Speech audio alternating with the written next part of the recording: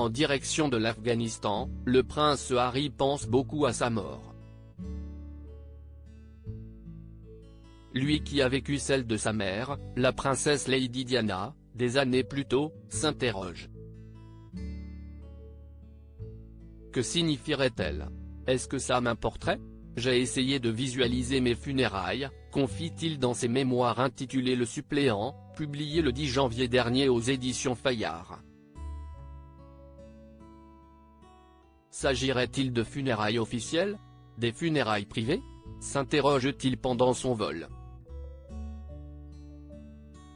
Mais très vite, le futur duc de Sussex pense à la presse et s'imagine les gros titres écrits sur son décès, « Au revoir, Harry ».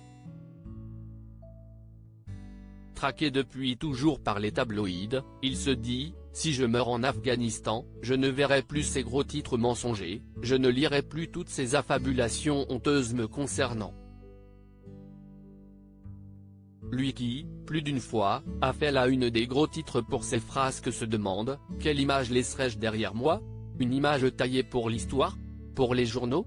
Ou bien se souviendrait-on de moi tel que j'étais vraiment? Hanté par le souvenir des obsèques de sa mère, il écrit, Willy marcherait-il derrière mon cercueil? Et grand-père et papa?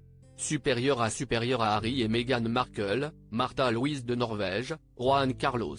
Ces scandales qui ont marqué le Gotha en 2022. Prince Harry révèle avoir tué 25 talibans avant son départ. Celui qui n'est pas encore marié à Meghan Markle quand il s'engage dans l'armée doit déjà penser assez bien, mon testament? Ah bon? S'il lui arrivait quelque chose sur le terrain, il fallait que le palais sache ce que je voulais qu'on fasse de mes quelques possessions, et où je souhaitais être inhumé. Autant de questions pour lesquelles le prince Harry n'a pas toujours trouvé les réponses. Et des années plus tard, il révèle dans ses mémoires avoir tué 25 personnes. Ce n'est pas un chiffre qui me remplit de satisfaction, mais il ne me gêne pas non plus, confesse le père d'Archie et Lilibet Diana dans ses mémoires.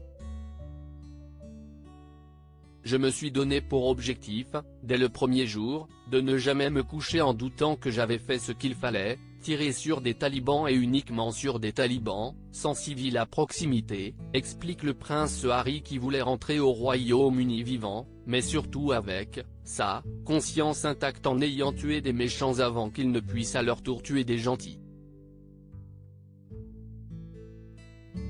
Crédit photo, bac gris du SA.